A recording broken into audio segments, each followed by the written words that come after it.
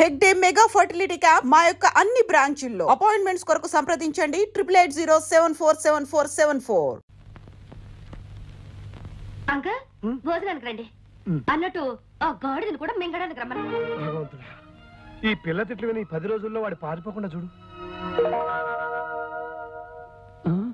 ఇదేమిటి ప్రసాదమా? కాదు, ఈ పూట మీ భోజనం. ఇంత కొంచెమా? నేను పాకే రోజుల్లో కూడా ఫుల్ మీల్స్ తినేవాడిని. అందుకే మీకు కొలెస్ట్రాల్ ఎక్కువైంది. దగ్గరుండి తక్కువ తినిపించమని డాక్టర్ గారు చెప్పారు కదండి. ఏ డాక్టర్? అలా తెలియనట్టు మాట్లాడితేనేమిటండి. పెళ్ళయ్యాక మనం మీ డాక్టర్ ఫ్రెండ్ ఇంటికి వెళ్ళినప్పుడు ఆయన ఏం చెప్పారు? మిమ్మల్ని డైటింగ్ చేయమని చెప్పారు కదా, వెంటనే మర్చిపోతారేమిటండి?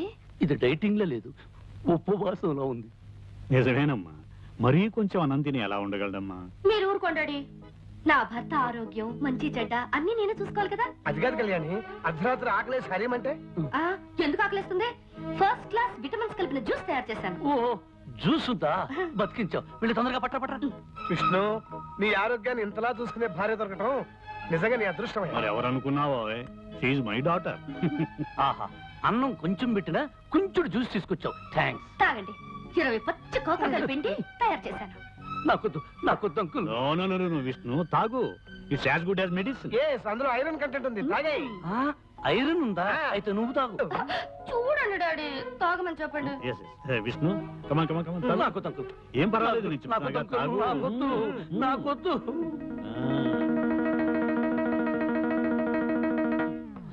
నీ ఫేస్ చూస్తుంటే ఇంకో గ్లాస్ లాగించేటట్టున్నావు. ఏమైంది? పచ్చిమిరపకాయ నవిలే వంట. నీకు మంట, నాకు చేదు. పర్వాలేదులే, పడుకోబోయేటప్పుడు బాగా పంచదార వేసుకుని గ్లాసులో పాలు తాగు, సరిపోతుంది. అలాగే అంకుల్. కళ్యాణి, పాలు తీసుకుని రూమ్ కురా.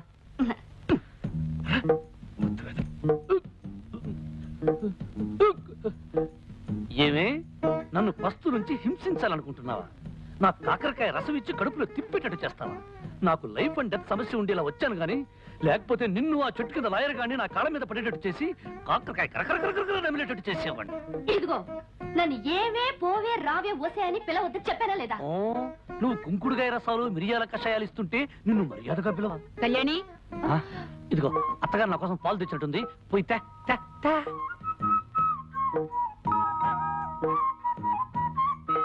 తొందరగా తీసుకురా. నాలుక గొంతు చేతుగా ఉంది, పంచదార ఎక్కువ వేసారో లేదో చూద్దాం. ఉండు చూస్తా.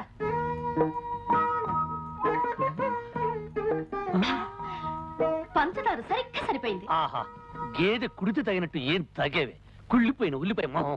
నీదే అరిగిపోయిన పచ్చడి పండ మోహం. పోవే, దోమల వాళ్ళని జీడిపాకం ముద్ద. జింగిరి పింగిరి పొంగిరి టక్కరి లట్ట.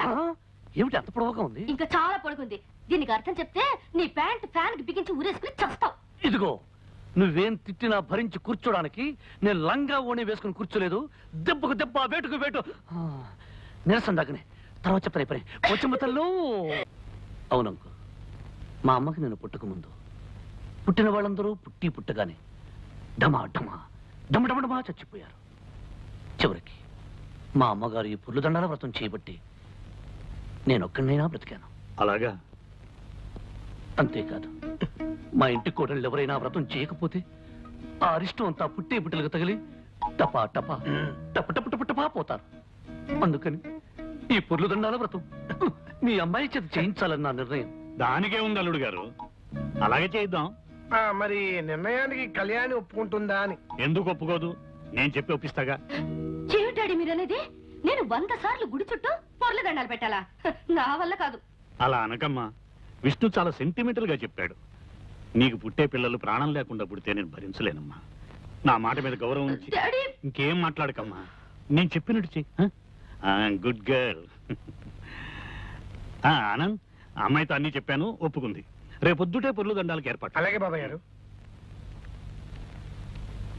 చూసావా అంకల్, ఆ ప్లాట్ఫామ్ గాడు కావాలని కట్టుకథలు చెప్పి డాడీ నమ్మించి నన్ను రిస్క్ లో పడేస్తాడు. నువ్వు వాడి కడుపు నిండా తిండి పెట్టకపోతే ఏం చేస్తాడు? నీ మీద పగబట్టి నేను ఇలాగే అడిపిస్తాడు.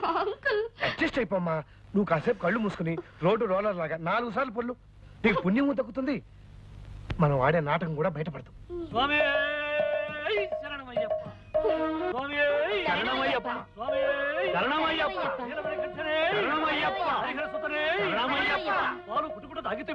శరణమయ్యప్ప. అల్లుడు గారు, పాలు తాగటం అంకుల్, ఆనాడు అయ్యప్ప స్వామి పులిపోలు తాగాడు కదా అది. శరణమయ్యప్ప. వస్తువులు పెట్టితివే, శరణమయ్యప్ప. ఇరుకున్న పెట్టితివే. శరణమయ్యప్ప. అందరూ ఇవన్నీ స్వామివారి స్తోత్రాలే. అవును బాబాయ్ గారు, మీరు అమెరికాలో ఉన్నారు కదా, ఈ స్తోత్రాల గురించి మీకు తెలియవు. స్వామి శరణమయ్యప్ప.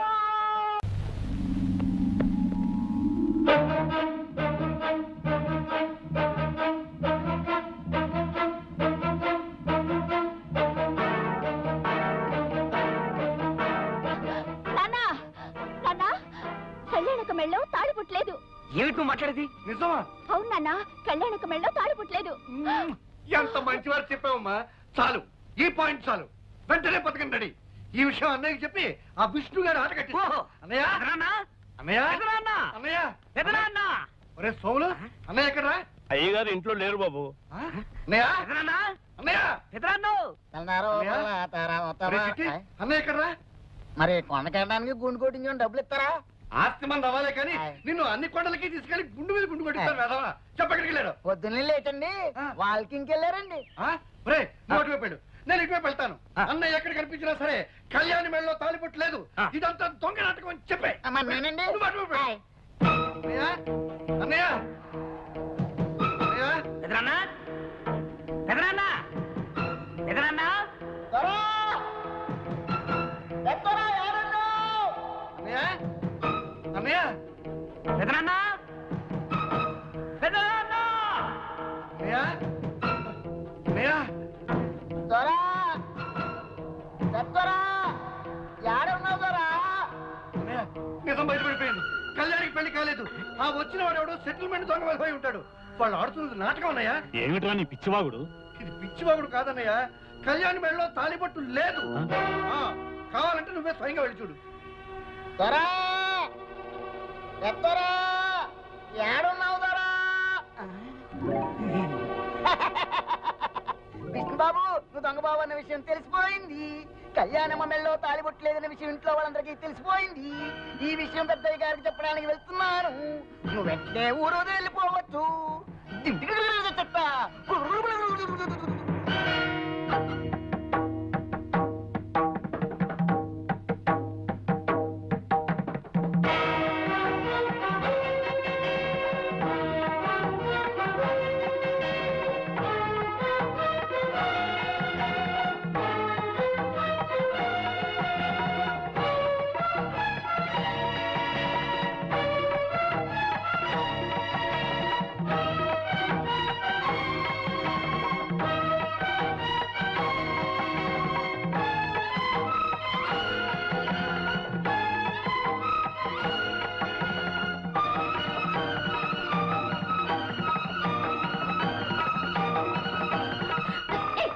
విష్ణు, ఎక్కడికి?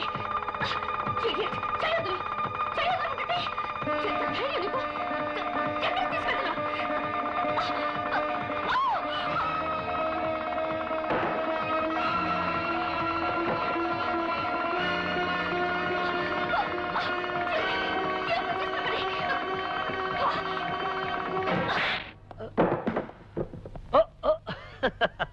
అంకుల్, కురుక్షేత్రం డ్రామాలో పడక సీన్లో శ్రీకృష్ణుడు ఎలా పడుకుంటాడు చూపించమంది. చూపిస్తున్నాను. ఎలా ఉంది పొజిషన్ అంకుల్? ఏమా కళ్యాణి, తాలిబుట్టలా నూనె తాడు గుచ్చి వేసుకున్నావేమిటి? బంగారం తాడు వేసుకోవచ్చుగా.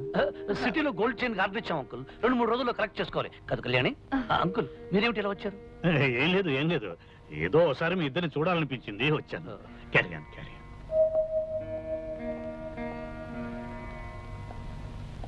నిజమేమిటో ఇప్పుడు అర్థమైందా అన్నయ్య? అర్థమైందిరా. లేనిపోని కల్పించి కాపరాలు కూరదోసే బుద్ధి మీకు ఇంకా పోలేదని అర్థమైంది. నువ్వు సరిగ్గా చూసా. మీ తండ్రి కొడుకులు ఇద్దరు ఏదైనా పిచ్చాసుపత్రిలో చేరారు. విన్నారుగా, వెళ్ళి చారండి.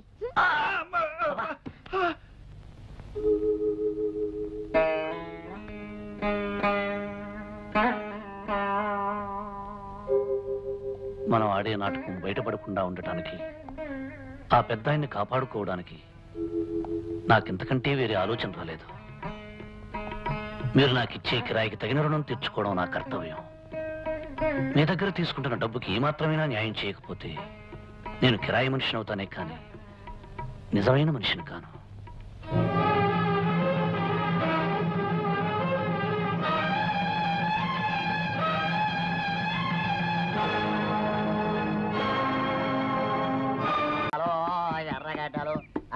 ఏడో చెట్టు కింద పిల్లి మొక్కలు ఆ సింగిడి పింగిడి తుంగిడి.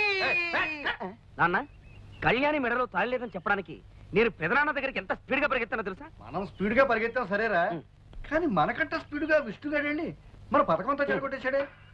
అసలు వాడికి ఎవరు ఆ చెప్పారు? కొండకి గుండెకి డబ్బులు ఇస్తే నేను చెబుతా. పాట చెప్పు. చెప్పంటారా? చెప్పరా. చెప్పనా? విష్ణుకి నేనే చెప్పా. ఏమని చెప్పారా బుజ్జి? కళ్యాణం మెళ్ళలో తాలిబొట్టలేదు, నీ నాటకం బయటపడిపోయింది, నువ్వు తొందరగా పెట్టి బేడా సర్దుకుని ప్రయాణం కట్టే అని చెప్పేశాను. ఇప్పుడైనా డబ్బులు ఇస్తారా? నీకు కొండ మీద కాదురా.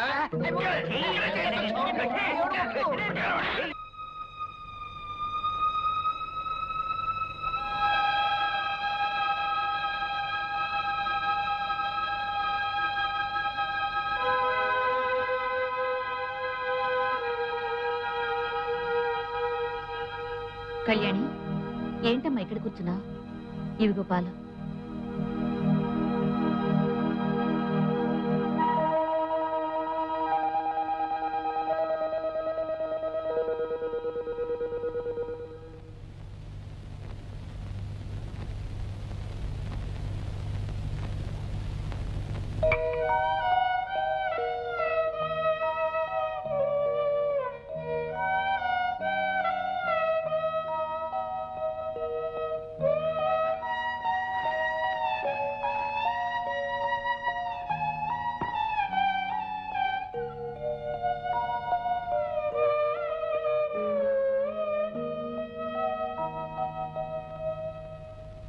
అన్నయ్య కళ్ళకు కనిపించొద్దన్నప్పటి నుంచి ఇలా స్తంభాల చాటున పూలకుండీల చాటున పెరట్లో కూర్చుని అన్నం తినాల్సి వస్తుందిరా. అందరూ కూరేసుకొని అన్నం తింటారు, చారేసుకొని అన్నం తింటారు, మరి ఇలా ముసుగేసుకొని అన్నం తినే పరిస్థితి తెచ్చావు కదా నాన్న. పని చేయరా, చెప్పు.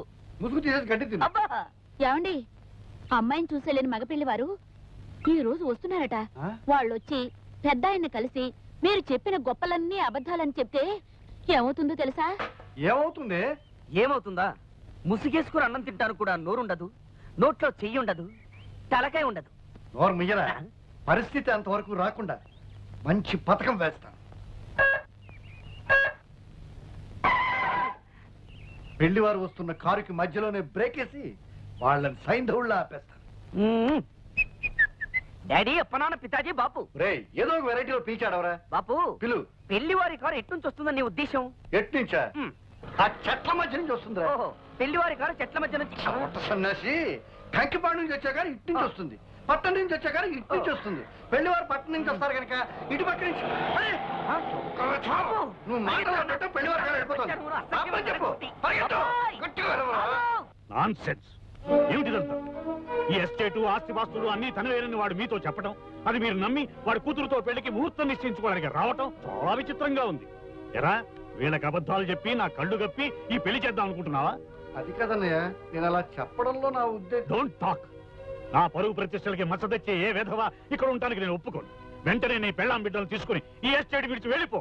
బావుగారు, మీరే అలా అంటే మేమేమైపోతాం? ఇది మీ కన్న కూతురు లాంటిదే.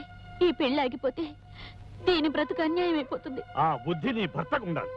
వెధవ పనులు చేస్తే ఏదో ఒక రోజున మీ బతుకులన్నీ బజార్లు పడతాయని అతనికి నువ్వు ఎప్పుడూ గడ్డి పెట్టి ఉండాల్సింది. అంకుల్, మీరేమీ అనుకోకపోతే ఒక్క మాట, వాళ్ళని ఇంట్లో నుంచి హఠాత్తుగా వెళ్ళిపోమంటే ఎక్కడికి వెళ్తారు? ఏట్లోకి. ఆవేశపడకండి అంకుల్, కాస్త ఆలోచించండి. మీరు తీసుకున్న నిర్ణయం మీద అమాయకురాలైన ఒక ఆడపిల్ల జీవితం ఆధారపడి ఉంది. వీళ్ళు అబద్ధం చెప్పడం తప్పే కావచ్చు, అందుకు శిక్ష అమ్మాయి పడకూడదు. అయినా కళ్యాణికి నాకు ఇంత ఆస్తి నువ్వు చెప్పండి. ఈ ఆస్తిలో వాళ్ళకు కొంత వాటా ఇచ్చి ఈ పెళ్లి జరిపించడానికి ఒప్పుకోండి అంకుల్. అంకుల్, విష్ణు చెప్పేది కూడా నిజమే.